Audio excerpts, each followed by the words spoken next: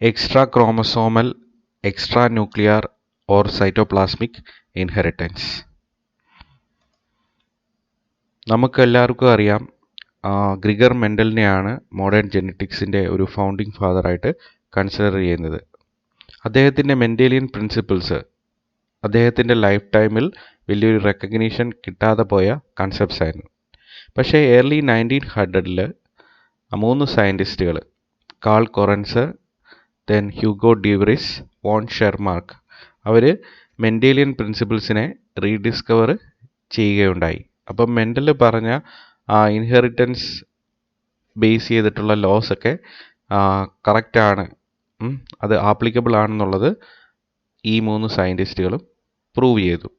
അപ്പോൾ 1909-ൽ call കൊറൻസ് മിറാബിലസ് ജാലപ്പയിൽ crossing experiments നടത്തിക്കൊണ്ടിരിക്കുകയായിരുന്നു.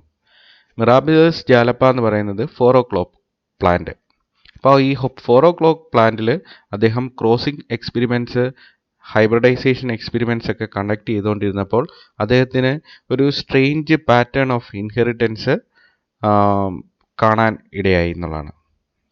ഇപ്പോൾ ഈ പ്ലാന്റിന്, മിറാബിലസ് ജാലപ്പയ്ക്ക് 3 തരത്തിലുള്ള ലീഫ് കളർ പാറ്റേൺസ് ആണ് ഉള്ളത്: green, white and variegated. Variegated means green leaf തന്നെയാണ് with white patches. During the course of his cross-pollination experiments with Mirabilis, Correns noticed that the resulting progeny exclusively exhibited the leaf color of the maternal plant. അപ്പം അദ്ദേഹം ഈ crossing experiments നടത്തിയപ്പോൾ അദ്ദേഹം കണ്ട strange pattern എന്ന് പറയുന്നത് ഈ maternal ആയിട്ടുള്ള പേരൻറ്റിൻ്റെ ഫീനോടൈപ്പാണ് പ്രോജനീസ് എക്സ്ക്ലൂസീവായിട്ട് എക്സിബിറ്റ് ചെയ്തത്. ലീഫ് കളറിൽ മറ്റേണൽ പേരൻ്റ് ഏത് തരത്തിലുള്ള പാറ്റേൺ കാണിക്കുന്നോ അതിനനുസരിച്ചിട്ട് പ്രോജനിയിലും ലീഫ് കളർ വരുന്നു. പറ്റേണൽ പേരൻറ്റിന് ഇവിടെ വലിയൊരു കോൺട്രിബ്യൂഷൻ ഒന്നും ഇല്ല. അപ്പോൾ അദ്ദേഹത്തിൻ്റെ ക്രോസിനെ നമ്മൾ അനലൈസ് ചെയ്യാൻ പോവുകയാണ്. അതിനു മുമ്പ് ഇവിടെ മിറാബിലസ് ജാലപ്പ എന്ന് പറയുന്ന 4 o'clock പ്ലാന്റിനെ നിങ്ങൾക്ക് കാണാൻ സാധിക്കും. പിന്നെ അദ്ദേഹം കൺസിഡർ ചെയ്ത 3 leaf colour pattern: green, white, variegated. ഇപ്പോൾ വേരിഗേറ്റഡ് ഓർക്കുക എന്താണ്? അത് ഒറിജിനലി ഗ്രീൻ ലീവ്സ് തന്നെയാണ് വിത്ത് വൈറ്റ് പാച്ചസ്. അപ്പോൾ അദ്ദേഹത്തിൻ്റെ ക്രോസിംഗ് എക്സ്പെരിമെൻറ്റ്സിൻ്റെ ഒരു സമ്മറിയാണ് ഈ ടേബിളിനകത്ത് കൊടുത്തിരിക്കുന്നത്. ഇപ്പോൾ ലെഫ്റ്റ് സൈഡിൽ മറ്റേണൽ പ്ലാന്റിൻ്റെ ലീഫ് കളർ കൊടുത്തിട്ടുണ്ട്: വൈറ്റ്, ഗ്രീൻ, വേരിഗേറ്റഡ്. ഓക്കെ, ഇനി ടോപ്പിൽ പറ്റേണൽ പ്ലാന്റിൻ്റെ leaf colour white, green, variegated എന്ന് പറഞ്ഞ് കൊടുത്തിട്ടുണ്ട്. അപ്പം ആദ്യത്തെ ക്രോസ് എന്ന് പറയുന്നത് white into white, white female into white male. അപ്പോൾ റിസൾട്ടിങ് പ്രോജനി എന്ന് പറയുന്നത് വൈറ്റ് ലീവ്സ് ഉള്ള മിറാബിലസ് ആയിരുന്നു. ഓക്കെ, ഇനി രണ്ടാമത്തേത് white into green, white female into green male. അപ്പം അപ്പോഴും എന്തായിരുന്നു റിസൾട്ടിങ് പ്രോജനിയുടെ ഫീനോടൈപ്പ്? വൈറ്റ് ലീഫായിരുന്നു. Okay, then white into variegated. ആ കേസിലും മറ്റേണൽ പ്ലാന്റ് ഏത് ഫീനോടൈപ്പാണോ കാണിച്ചിരുന്നത് ആ ഫീനോടൈപ്പ് തന്നെ കിട്ടി. ഇനി അടുത്തത് ഗ്രീൻ മറ്റേണൽ പ്ലാന്റ് വൈറ്റുമായിട്ട് ക്രോസ് ചെയ്യുകയാണ്. അപ്പോഴും കിട്ടിയത് ഗ്രീൻ ആണ്. Then green into green, again green കിട്ടി. ദെൻ ഗ്രീൻ ഇൻറ്റു വേരിഗേറ്റഡ് ചെയ്തപ്പോൾ ഗ്രീൻ തന്നെയാണ് കിട്ടിയത്. അതായത് മറ്റേണൽ പ്ലാന്റ് ഗ്രീൻ ആണെങ്കിൽ പറ്റേണൽ പ്ലാന്റിൻ്റെ ലീഫ് കളർ ഫീനോടൈപ്പ് ഏതാണെന്നുള്ളത് ഇവിടെ വലിയ കാര്യമൊന്നുമില്ല. എക്സ്ക്ലൂസീവായിട്ട് ഈ പ്രോജനീസ് മറ്റേണൽ പ്ലാന്റിൻ്റെ ലീഫ് കളർ ഫീനോടൈപ്പ് എക്സിബിറ്റ് ചെയ്തു. ഇനി വേരിഗേറ്റഡും വൈറ്റും തമ്മിലുള്ള ക്രോസാണ്. മറ്റേണൽ പ്ലാന്റ് വേരിഗേറ്റഡ് ആണ്, ദെൻ പറ്റേണൽ പ്ലാന്റ് വൈറ്റ്. അപ്പോൾ ആ കോമ്പിനേഷനിൽ വൈറ്റ് ലീവ്സും കിട്ടി, ഗ്രീൻ ലീവ്സും കിട്ടി, വേരിഗേറ്റഡ് ലീവ്സും കിട്ടി. ഓക്കെ, ഇനി വേരിഗേറ്റഡ് ഇൻറ്റു ഗ്രീൻ, അപ്പോഴും white, green, variegated. Then variegated into variegated, അവിടെയും വൈറ്റും ഗ്രീനും വേരിഗേറ്റഡും കിട്ടി. അപ്പം അതിൻ്റെ അർത്ഥം ഈ ക്രോസിൽ നിന്ന് അദ്ദേഹം മനസ്സിലാക്കിയ കാര്യം എന്തായിരിക്കും? Based on this information, Coren's hypothesis that the leaf color in Mirabilis was passed on via uniparental mode of inheritance. അതായത് യൂണിപേരൻ്റൽ മോഡ് ഓഫ് ഇൻഹെറിറ്റൻസ് എന്ന് പറഞ്ഞാൽ ഉദ്ദേശിക്കുന്നത് ഒറ്റ പേരൻ്റ് മാത്രം ഒരു പർട്ടിക്കുലർ ഫീനോടൈപ്പിനെ കൺട്രോൾ ചെയ്യുന്നു, അല്ലെങ്കിൽ ഒരു ക്യാരക്ടറിസ്റ്റിക്കിനെ കൺട്രോൾ ചെയ്യുന്നു. അപ്പം കൊറൻസ് ഹൈപ്പോത്തസിസിൽ ചെയ്തത് എന്താണ്? Leaf colour in Mirabilis was passed on via uniparental mode of inheritance. Uniparental mode of inheritance വഴിയാണ്, അല്ലെങ്കിൽ മറ്റേണൽ ഇൻഹെറിറ്റൻസ് വഴിയാണ് ലീഫ് കളർ മിറാബിലസിൽ ഇൻഹെറിറ്റ് ചെയ്യപ്പെടുന്നത്. മിറാബിലസിൽ leaf colour uniparental mode of inheritance കാണിക്കാനുള്ള ഒരു പോസിബിൾ റീസൺ ആണ് ഇനി നമുക്ക് എക്സ്പ്ലെയിൻ ചെയ്യേണ്ടത്. The plant progeny inherit their cytoplasm almost exclusively from the maternal parent. Okay, അപ്പോൾ കോറൻസ് മനസ്സിലാക്കി. ഈ പ്ലാന്റ് പ്രോജനിക്ക് സൈറ്റോപ്ലാസം എന്ന് പറയുന്നത് ഇൻഹെറിറ്റ് ചെയ്യപ്പെടുന്നത് എവിടെ നിന്നാണ്? Exclusively from the maternal parent. This cytoplasm is full of cellular organelles. Eukaryotic ആയിട്ടുള്ള ഓരോ ഓർഗാനിസം ആയതുകൊണ്ട് സൈറ്റോപ്ലാസത്തിനകത്ത് മെംബ്രെയിൻ ബൗണ്ട് ആയിട്ടുള്ള സെല്ലുലാർ ഓർഗനൽസ് ഉണ്ടായിരിക്കും, including chloroplast, which is responsible for the leaf colour of the plant. അപ്പോൾ chloroplast ആണ്, അല്ലെങ്കിൽ സൈറ്റോപ്ലാസത്തിനകത്തുള്ള cellular organelle ആയിട്ടുള്ള chloroplast ആണ് ഈ പർട്ടിക്കുലർ പ്ലാന്റിന് ലീഫ് കളർ കൊടുക്കുന്നത്. Like chromosomal genetic material, there is also genetic material present in cytoplasmic organelles such as chloroplast and mitochondria. അപ്പം ഈ മെംബ്രെയിൻ ബൗണ്ട് ആയിട്ടുള്ള ക്ലോറോപ്ലാസ്റ്റിലും അതുപോലെ തന്നെ മൈറ്റോകോൺട്രിയ ഒക്കെ ഇതുപോലുള്ള സെല്ലുലാർ ഓർഗനൽസിലെല്ലാം ക്രോമസോമൽ ജനറ്റിക് മെറ്റീരിയൽ ഉള്ളതുപോലെ തന്നെ ജനറ്റിക് മെറ്റീരിയൽ എക്സിസ്റ്റ് ചെയ്യും.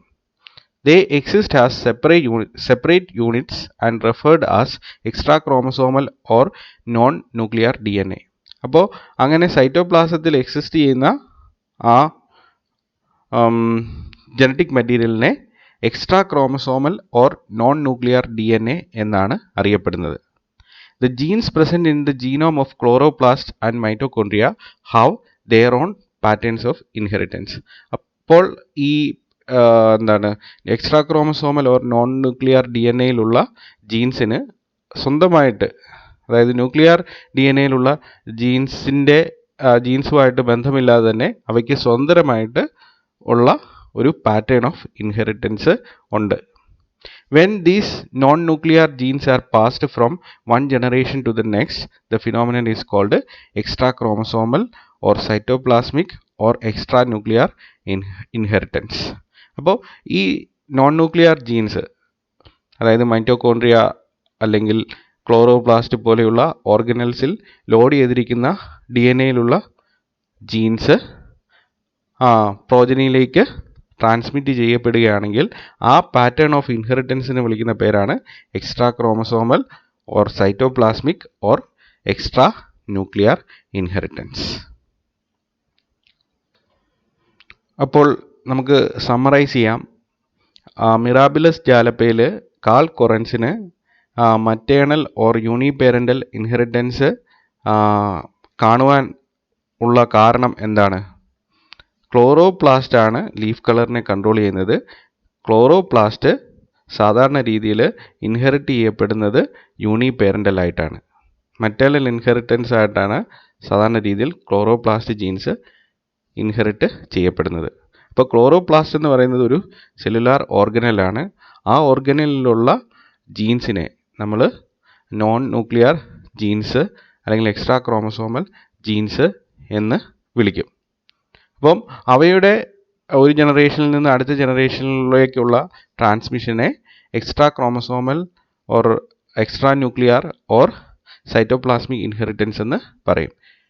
So extra chromosomal or extra nuclear inheritance or cytoplasmic inheritance is the transmission of genes that occurs outside the nucleus. ഓർഗനൽസിലുള്ള ജീൻസിൻ്റെ ട്രാൻസ്മിഷൻ പാറ്റേൺ, ഇൻഹെറിറ്റൻസ് പാറ്റേൺ, അതാണ് extra chromosomal, extra nuclear or cytoplasmic inheritance കൊണ്ട് denote ചെയ്യുന്നത്. Extra chromosomal inheritance കാണിക്കുന്ന ക്ലോറോപ്ലാസ്റ്റും മൈറ്റോകോൺട്രിയയും ഉണ്ടായത് originate ചെയ്തത് എന്താ എൻഡോസിംബിയോസിസ് എന്ന് പറയുന്ന ഒരു പ്രോസസ്സ് വഴിയാണ്. അപ്പം ഈ ഓർഗനൽസിൽ കറസ്പോണ്ടിങ് ആയിട്ട് ജനറ്റിക് മെറ്റീരിയലുണ്ട്, അല്ലെങ്കിൽ ജീൻസ് ഉണ്ട്.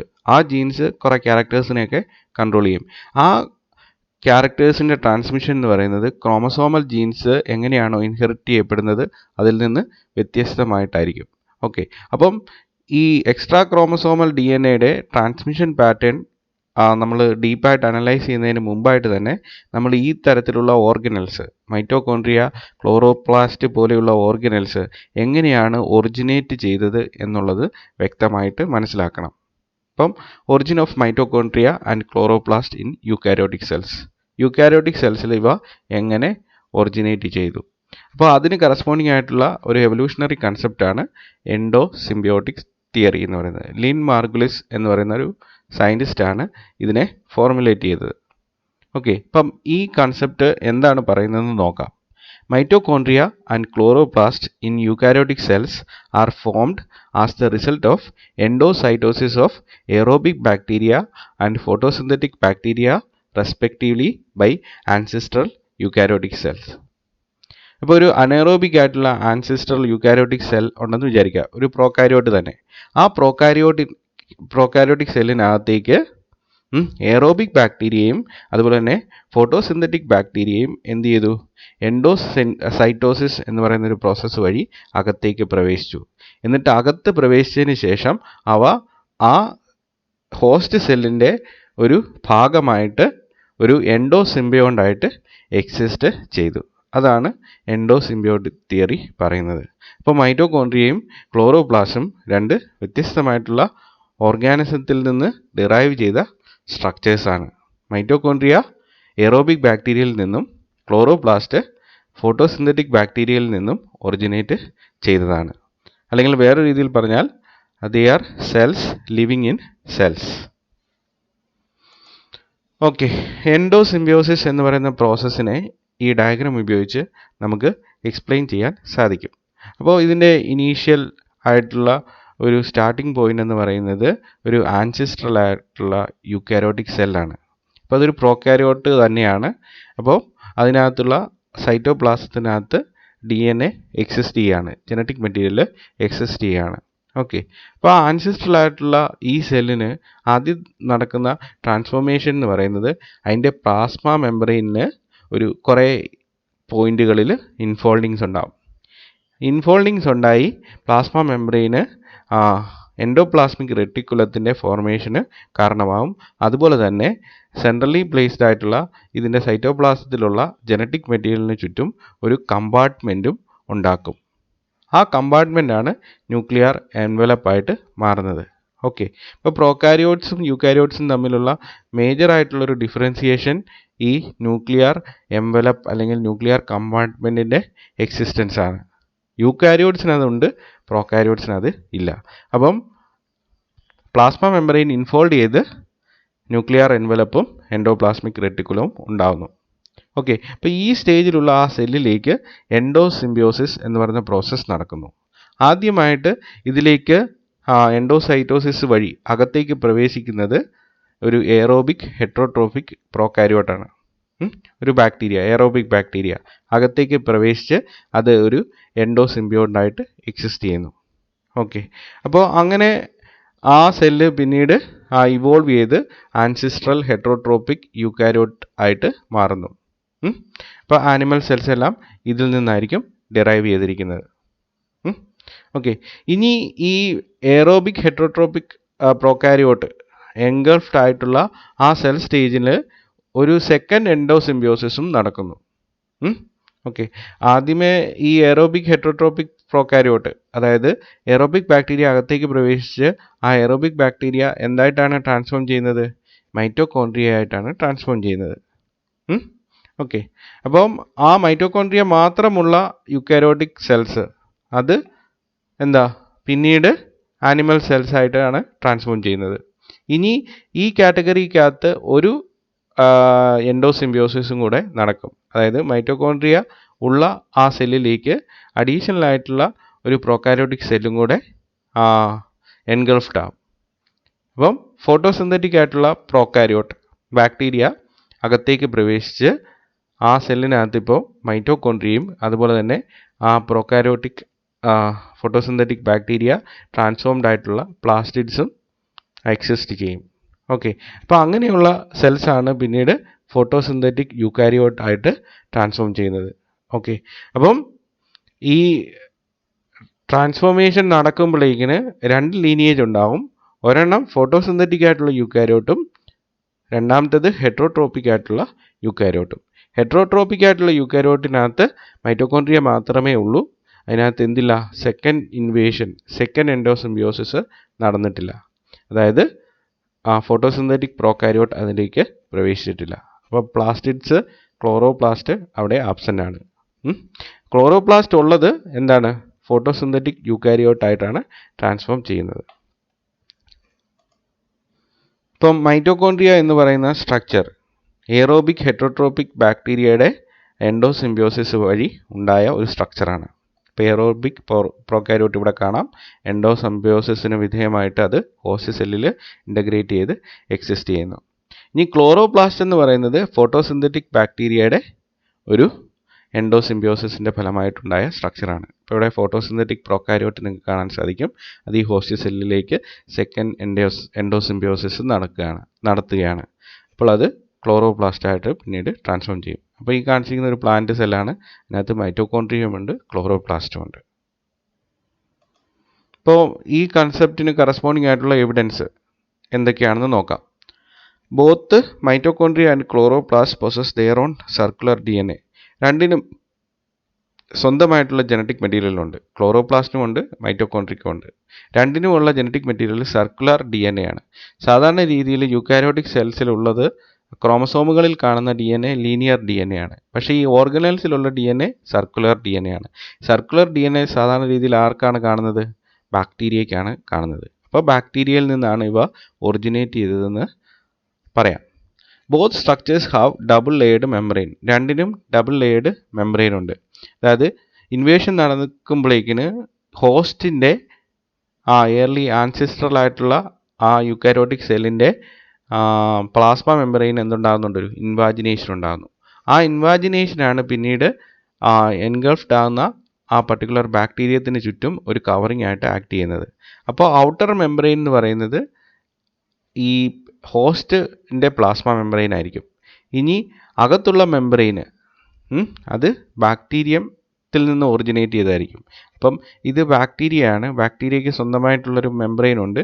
ആ മെംബ്രെയിനുള്ള ബാക്ടീരിയ എന്താണ്, ഈ വെസിക്കിളിനകത്തേക്ക്, അതായത് ഇൻഫോൾഡിങ്സ് ഉണ്ടായ ആ ഏരിയയിലേക്ക് എൻഗൾഫ്ഡ് ആവുകയാണ്. അപ്പോൾ ഔട്ടർ മെംബ്രെയിൻ എന്ന് പറയുന്നത് ഏത് ഹോസ്റ്റ് സെല്ലിൻ്റെ പ്ലാസ്മ മെംബ്രെയിൻ ആയിരിക്കും.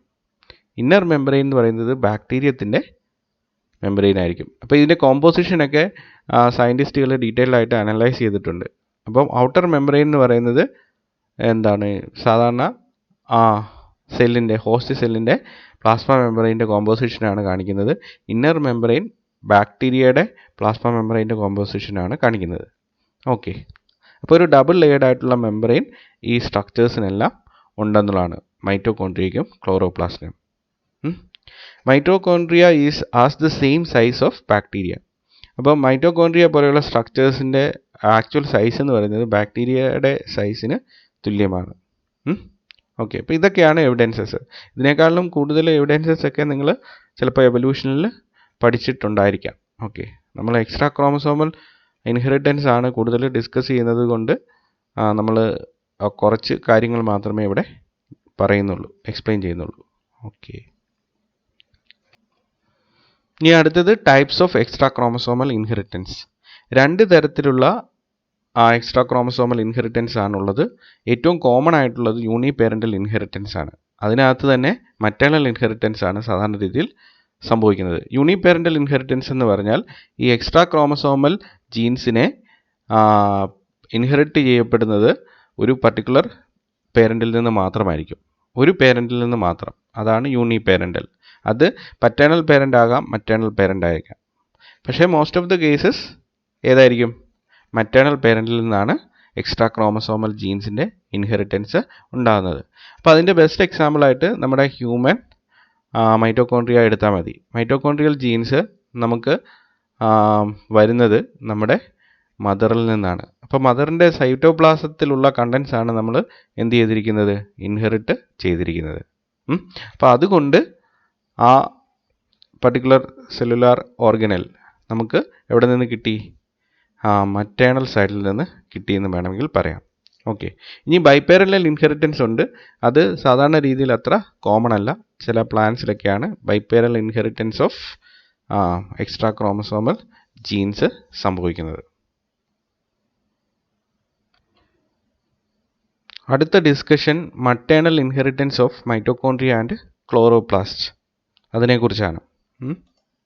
ഇപ്പം മൈറ്റോകോൺട്രിയയും അതുപോലെ തന്നെ ക്ലോറോപ്ലാസ്റ്റും രണ്ടും യൂക്കാരിയോട്ടിക് സെല്ലിൻ്റെ ഏറ്റവും ഇമ്പോർട്ടൻ്റ് ആയിട്ടുള്ള ഘടകങ്ങളാണ്. Mitochondria are organelles which function to produce energy as a result of cellular respiration. പലതരത്തിലുള്ള കെമിക്കൽ റിയാക്ഷൻസിൻ്റെ ഫലമായിട്ട് എനർജി പ്രൊഡ്യൂസ് ചെയ്യുക എന്നുള്ളതാണ് മൈറ്റോകോൺട്രിയയുടെ മേജറായിട്ടുള്ള ഒരു ഫങ്ഷൻ എന്ന് പറയുന്നത്. ക്ലോറോപ്ലാസ്റ്റിൻ്റെ ഫങ്ഷൻ നിങ്ങൾക്കറിയാം. അത് ഫോട്ടോസിന്തസിസ് വഴി ഷുഗേഴ്സിനെ സിന്തസൈസ് ചെയ്യുക എന്നുള്ളതാണ്. അതായത് കാർബൺ ഡൈ ഓക്സൈഡും വാട്ടറും ഒക്കെ ഉപയോഗിച്ചിട്ട് ഷുഗേഴ്സിനെ പ്രൊഡ്യൂസ് ചെയ്യും. അപ്പം ഒരു വളരെ ഇമ്പോർട്ടൻ്റ് ആയിട്ടുള്ള ഒരു റോളാണ് ക്ലോറോപ്ലാസ്റ്റും അതുപോലെ തന്നെ മൈറ്റോകോൺട്രിയയും യൂക്കാരിയോട്ടിക് സെല്ലിൽ പ്ലേ ചെയ്യുന്നത്. Both mitochondria and chloroplast possess their own genetic material. നമ്മൾ നേരത്തെ പറഞ്ഞ കൺസെപ്റ്റ് തന്നെയാണ്. Extra chromosomal or non nuclear DNA എന്നാണ് അത് അറിയപ്പെടുന്നത്. The genes located in mitochondria and chloroplast are very important for the proper cellular function. The nuclear DNA typically arranged in chromosomes only replicate one time preceding cellular division. ഇപ്പോൾ സാധാരണ രീതിയിൽ ഒരു സെല്ലിൻ്റെ ഏറ്റവും important ആയിട്ടുള്ള ജനറ്റിക് മെറ്റീരിയൽ എന്ന് പറയുന്നത് അത് ന്യൂക്ലിയസിൽ ലൊക്കേറ്റ് ചെയ്തിരിക്കുന്ന അല്ലെങ്കിൽ ക്രോമസോമുകളിൽ ലൊക്കേറ്റ് ചെയ്തിരിക്കുന്ന ജനറ്റിക് മെറ്റീരിയൽ ആയിരിക്കും, അല്ലെങ്കിൽ ആ DNA ആയിരിക്കും. അപ്പം ഒരു സെല്ല് ഡിവൈഡ് ചെയ്യുന്നതിന് തൊട്ട് മുന്നേ ആയിട്ട് ഈ DNAക്ക് എന്ത് സംഭവിക്കുന്നു? സെമി കൺസർവേറ്റീവ് റിപ്ലിക്കേഷൻ സംഭവിക്കുന്നു. അപ്പം prior to each cell division the replication of DNA occurs. The extranuclear genomes of the mitochondria and chloroplast, however, replicate independently of the cell division. അപ്പം സെൽ ഡിവിഷൻ നടക്കുന്നതിന് തൊട്ട് മുന്നേ ആയിട്ടാണ് ക്രോമസോമൽ DNA റിപ്ലിക്കേറ്റ് ചെയ്യുന്നത്. പക്ഷേ ഇതേപോലെയുള്ള ഒരു പാറ്റേൺ നമുക്ക് എവിടെ കാണാൻ സാധിക്കത്തില്ല? മൈറ്റോകോൺട്രിയ അതുപോലെ തന്നെ ക്ലോറോപ്ലാസ്റ്റിനകത്തുള്ള DNAയിൽ കാണാൻ സാധിക്കത്തില്ല. They replicate independently of the cell division. Cell division independent ആയിട്ടാണ് അവയുടെ ഡിവിഷൻ നടക്കുന്നത്. They replicate in response to a cell's increasing energy needs which adjust during the cell's lifespan. അപ്പം ഇത് എപ്പോഴാണ് റിപ്ലിക്കേറ്റ് ചെയ്യുന്നതെന്ന് ചോദിച്ചു കഴിഞ്ഞാൽ എനർജി ഡിമാൻഡ്സിൻ്റെ അനുസരിച്ചിട്ടാണ്. സെല്ലിനകത്ത് എനർജി റിക്വയർമെൻറ്റ്സിന് വേരിയേഷൻസ് ഉണ്ടാവും. ആ വേരിയേഷനെ ബേസ് ചെയ്തിട്ടാണ് ഈ replication നടക്കുന്നത്. Okay. Since they replicate independently, genomic recombination of these genomes is rarely found in offsprings, contrary to nuclear genomes in which recombination is common. അപ്പം സാധാരണ രീതിയിൽ ന്യൂക്ലിയർ DNA റീകോമ്പിനേഷന് വിധേയമാകും. പക്ഷേ ഈ extra chromosomal or non nuclear DNAയിൽ recombination സാധാരണ രീതിയിൽ നടക്കാറില്ല. അപ്പോൾ അവ ഇൻടാക്റ്റ് ആയിട്ട് തന്നെ ഒരു ജനറേഷനിൽ നിന്ന് അടുത്ത ജനറേഷനിലേക്ക് പാസ് ചെയ്യപ്പെടും. In most multicellular organism, mtDNA means it is the short form for mitochondrial DNA. mtDNA is inherited from the mother. Maternal inheritance ആണ് സാധാരണ രീതിയിൽ mtDNAയിൽ കാണുന്നത്. അപ്പോൾ അതിനുള്ള റീസൺസ് ആണ് താഴെ 1 by 1 ആയിട്ട് മെൻഷൻ ചെയ്തിരിക്കുന്നത്. The reasons for maternal inheritance of mitochondria are the following. An egg contains lakhs to 10 lakhs mitochondrial DNA molecules, whereas a sperm contains only 100 to 1000. അപ്പം compared to the number of mitochondria present in eggs, the number is very less in sperms. അപ്പോൾ സ്പേമിനകത്തുള്ള മൈറ്റോകോൺട്രിയയുടെ എണ്ണം എഗ്ഗുമായിട്ട് compare ചെയ്യുമ്പോൾ വളരെ കുറവായിരിക്കും. അപ്പോൾ 1,00,000 തൊട്ട് 10,00,000 വരെയുള്ള ഒരു നമ്പർ എവിടെ കാണാൻ സാധിക്കും? എഗ്ഗിൽ കാണാൻ സാധിക്കും. പക്ഷേ 100 to 1000 മാത്രമേ എവിടെയുള്ളൂ? സ്പേമിൽ ഉള്ളൂ. ദെൻ രണ്ടാമത്തെ മറ്റേണൽ ഇൻഹെറിറ്റൻസിനുള്ള കാരണം എന്ന് പറയുന്നത് degradation of sperms mitochondria in fertilised egg. ഇപ്പോൾ ഫെർട്ടിലൈസ്ഡ് എഗ്ഗിനകത്ത് മൈറ്റോകോൺട്രിയ സ്പേമിൽ നിന്ന് അകത്തേക്ക് പ്രവേശിച്ചാൽ പോലും എന്ത് സംഭവിക്കുന്നു? ആ സ്പേമിൻ്റെ മൈറ്റോകോൺട്രിയൽ DNA-ക്ക് ഡിഗ്രഡേഷൻ ഉണ്ടാകുന്നു. In some organisms failure of sperm mitochondrial DNA to enter the egg. Okay, ഇപ്പോൾ സാധാരണ രീതിയിൽ എന്താ ഈ സ്പേമിൻ്റെ ടിപ്പ് മാത്രം ആ എഗ്ഗിനകത്തേക്ക് എൻ്റർ ചെയ്യുകയും ബാക്കിയുള്ള പോർഷൻ മിഡിൽ പീസും ടെയിൽ പീസും എന്താണ് ലോസ്റ്റായി പോവുകയാണ് ചെയ്യുന്നത്. അപ്പോൾ ഈ ടിപ്പ് പോർഷനിൽ എന്ത് മാത്രമേ കാണത്തുള്ളൂ? ന്യൂക്ലിയസ് മാത്രമേ കാണത്തുള്ളൂ. അക്രോസോമും പിന്നെ ന്യൂക്ലിയസും പോലെയുള്ള സ്ട്രക്ചേഴ്സൊക്കെയാണ് എക്സിസ്റ്റ് ചെയ്യുന്നത്. അവിടെ ജീനോം മാത്രമാണ് കോൺസെൻട്രേറ്റ് ചെയ്തിരിക്കുന്നത്.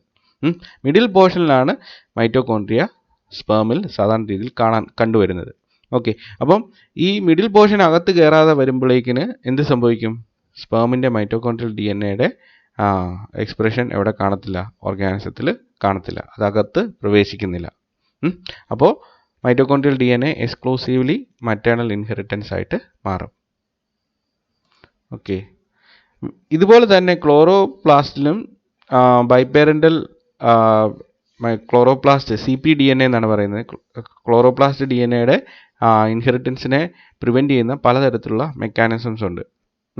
ഒന്നാമത്താണ് selective destruction of chloroplast or their genes within the gametes or zygote. അതായത് അകത്ത് പ്രവേശിച്ച പറ്റേണലായിട്ടുള്ള CpDNA ക്ലോറോപ്ലാസ്റ്റ് DNA അവിടെ എന്ത് ചെയ്യുന്നു? ഡിസ്ട്രക്റ്റഡായി പോകുന്നു. അതിനെ മാത്രം തെരഞ്ഞു പിടിച്ച് നശിപ്പിക്കുന്ന രീതിയിലുള്ള മെക്കാനിസം അവിടെ വർക്ക് ചെയ്യുന്നു. രണ്ടാമത്തെ പ്രോസസ്സാണ് removal of chloroplast of one parent from the embryo. ഒരു പേരൻറ്റിൻ്റെ ക്ലോറോപ്ലാസ്റ്റ് എന്ത് ചെയ്യുന്നു? റിമൂവ് ചെയ്യുന്ന ഒരു പ്രോസസ്സ് നടക്കുന്നു. ഓക്കെ, അപ്പം ജിംനോസ്പേംസിൽ പൈൻ ട്രീസ് പോലുള്ള ജിംനോസ്പേംസിൽ ക്ലോറോപ്ലാസ്റ്റ് സാധാരണ രീതിയിൽ ഇൻഹെറിറ്റ് ചെയ്യപ്പെടുന്നത് പറ്റേണലായിട്ടുള്ള ഇൻഹെറിറ്റൻസ് ആണ്. പക്ഷേ ഫ്ലവറിംഗ് പ്ലാന്റ്സ് ആൻജിയോസ്പേംസിൽ അങ്ങനെയല്ല, മറ്റേണൽ ഇൻഹെറിറ്റൻസ് ആണ് കാണിക്കുന്നത്. Angiosperms which pass on chloroplast maternally have many ways to prevent paternal inheritance. Most of them produce sperm cells which do not contain any plastids. അപ്പോൾ ഇതും ഒരു മെക്കാനിസമാണ്. Angiosperms maternal inheritance ആണ് chloroplast DNA-യിൽ കാണിക്കുന്നത്. CpDNA maternal സൈഡിൽ നിന്നാണ് വരുന്നത്. അപ്പോൾ അതിന് വേണ്ടിയിട്ട് പറ്റേണൽ ഇൻഹെറിറ്റൻസ് പ്രിവെൻറ്റ് ചെയ്യാൻ വേണ്ടിയിട്ട് സ്പേമിനകത്ത് ഒരു പ്ലാസ്റ്റിഡ്സും കാണില്ല എന്നുള്ളതാണ്. ഓക്കെ, അപ്പം ഇതാണ് maternal inheritance of mitochondrial DNA and chloroplast DNA. Okay, അപ്പം ഇത് ഡീറ്റെയിൽഡ് ആയിട്ട് മനസ്സിലാക്കാൻ ശ്രമിക്കുക. റിപ്പീറ്റഡ് ആയിട്ട് വീഡിയോ കാണുക. Okay, thank you.